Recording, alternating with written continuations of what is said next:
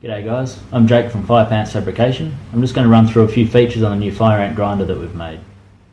Here you can see the grinder and the VSD that I supply. 3-phase motor hooked up to the VSD, completely sealed, IP66, dust proof, waterproof, 10 amp power plug. Turn that on. So we've got these programmed to show belt speed. So at the lowest setting we've got 709 feet per minute. As we turn the dial up, we're getting just over 7,000 feet per minute on the belt. So we'll set that back down a bit. Alright, so I go through and program all of these drives. I've got this one running pretty much how I want it. Just got a few more little tweaks to make and get the most out of it. They're a vector drive, which means they'll get the most torque they can whenever they need it. They get feedback back from the motor, so it knows when it's slowing down, and it'll compensate the voltage for that. So they're a pretty flash thing. Alright, so the grinder here, pretty standard setup.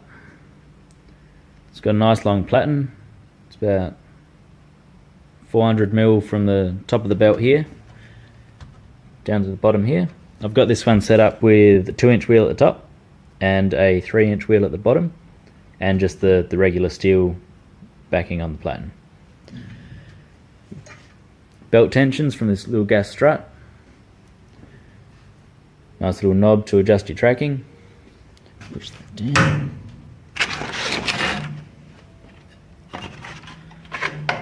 To make it easier when you're changing belts or adjusting anything, the arm will hold itself down. Just pops up nicely like that. Put a little gauge in the back here, so you know when you're at the maximum stroke on your little gas strut, all the way down to the lowest point where it starts to engage. So you can actually get variable tension on your belt. The higher up it is, the more tension you've got. A delicate little flexible belt. Set it down low, run most things in the middle. If you want a little bit more, just adjust it so it's further back.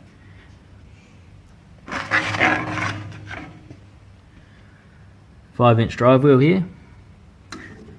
Don't mind the bolt with the extra washers. I didn't have the right one when I put this one together. I've got a big box of them now, so yeah. You can see on this top wheel here, if I can get enough light, that's better. See, I've got a little axle, it's retained by a circlip, so the bearings are actually floating, well, semi-floating. This means you're not going to get any side load on your bearings from tightening up a bolt too tight or any sort of misalignment. The inside, it's spaced out with the same axle, and it's just assembly, simply just putting it through the hole, winding a nut on the end. See, on the back here I've also got two holes. The top one, which this is in, that's for the 2-inch wheel. If you run a 3-inch like at the bottom, use the other hole. That means that you're going to keep the same belt position no matter which one you change. So if I wanted to put this wheel at the top and that one at the bottom, all I'd have to do is just swap them around, use the opposite holes, and don't have to make any adjustments here on the platen. What else have we got? Nice little cast aluminium adjustable handles, nice and sturdy, nice and strong.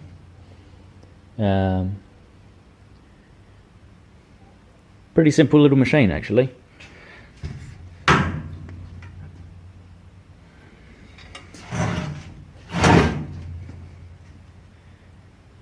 Not a lot to them.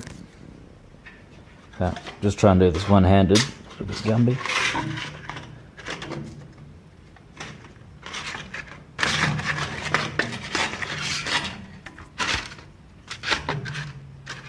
That's better. Alright. when you just sit the belt over there, doesn't really matter how good you get it. Sitting all off on the piss, doesn't really matter. Just go over here, we'll hit the run button, and just pop straight into place.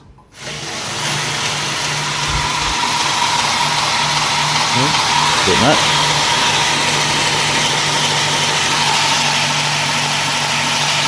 There we go.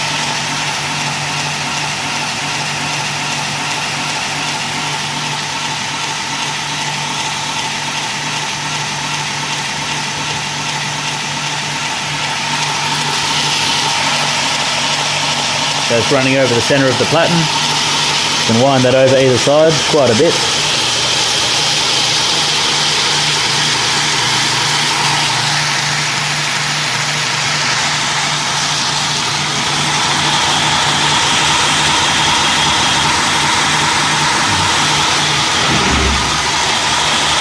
That shows it better.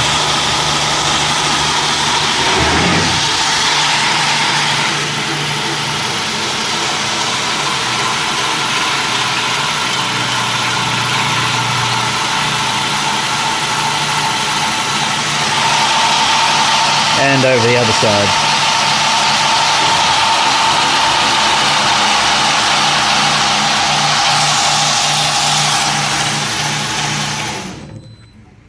A couple of advantages I've given this one over the previous model is move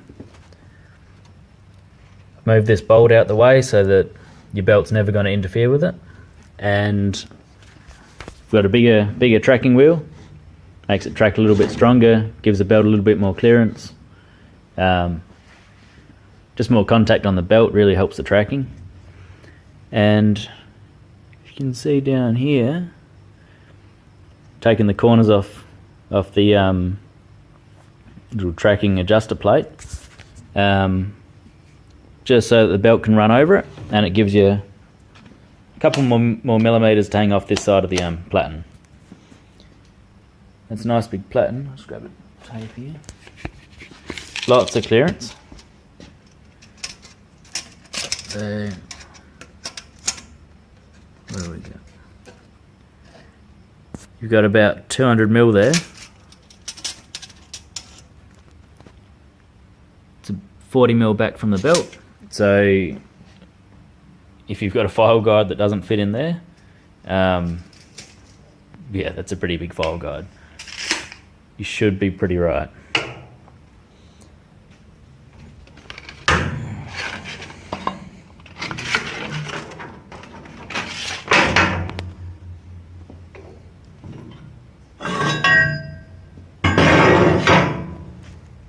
So I'll just show you a bit about this this platen. Same little aluminium handles on it.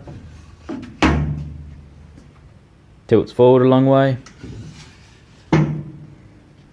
Tilts back a long way. Perfect if you want to use this as a contact wheel. Same for the 2-inch. Or if you want a really long slack belt, one that's really good for doing handles when you're running between these two wheels. Gives you a nice good slack belt setup.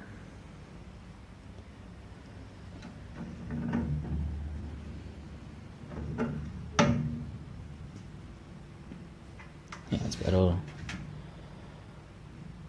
we need to really say about that. This tool rest is optional tool rest. Some people use them, some people don't. I use it, but I use this mainly for my fabrication stuff more than knives. Knives are just a bit of fun every now and then.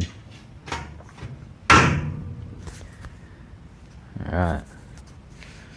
It's pretty late, so I'm not going to fire it right up and go and attack some steel, but I'll show you what it does grinding a bit of wood.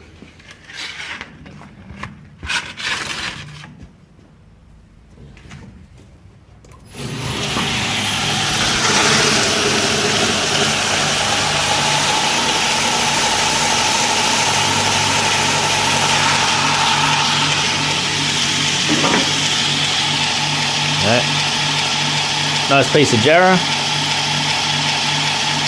West Australia's favourite.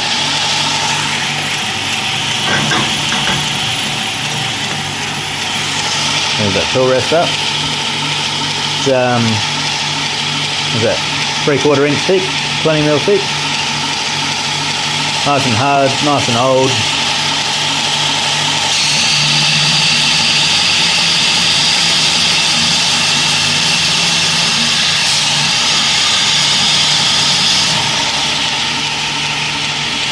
Just eats it, no burning.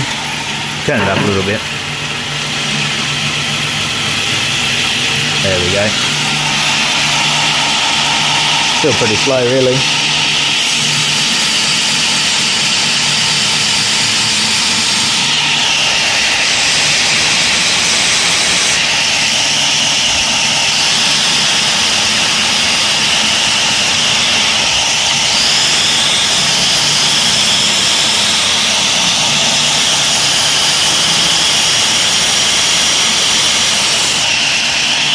Going to keep the camera straight. I'm too busy watching my work.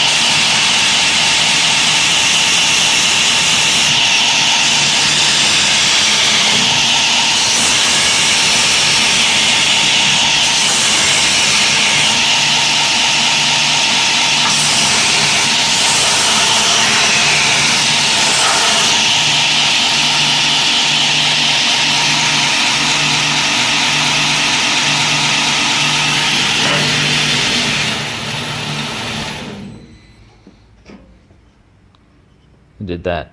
No effort. No time. That's real hard wood. That's a 60 grit blaze belt.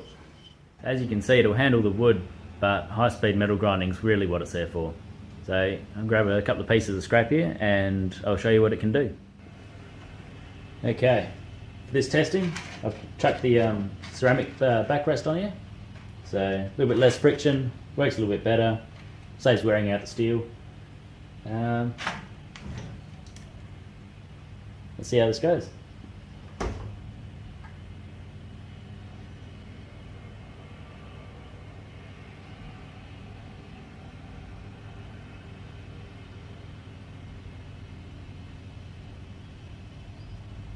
Turned it up to about 6,000 feet per minute.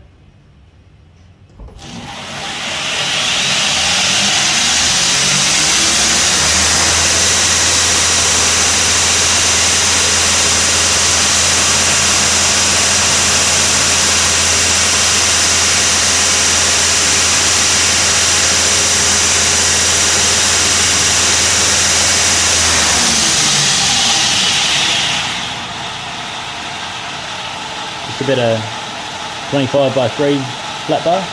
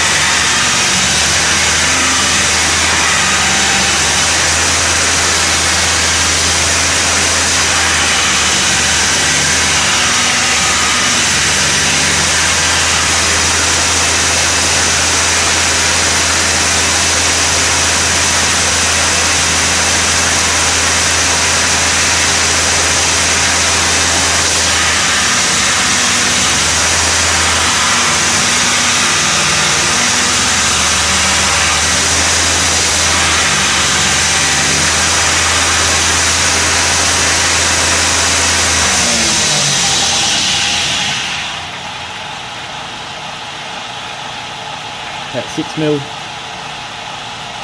6x130 flat bar. It's just eats it like butter.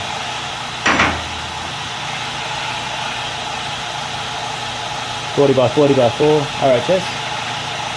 Just clean that up.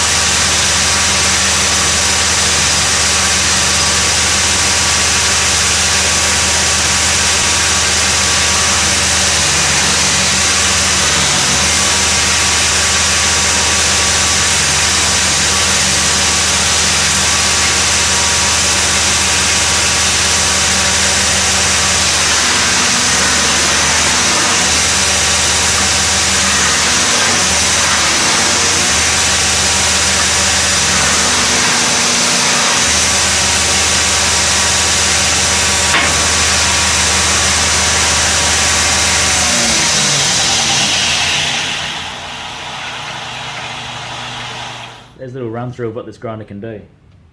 It's like I said, I've still got a few tweaks left for in the drive.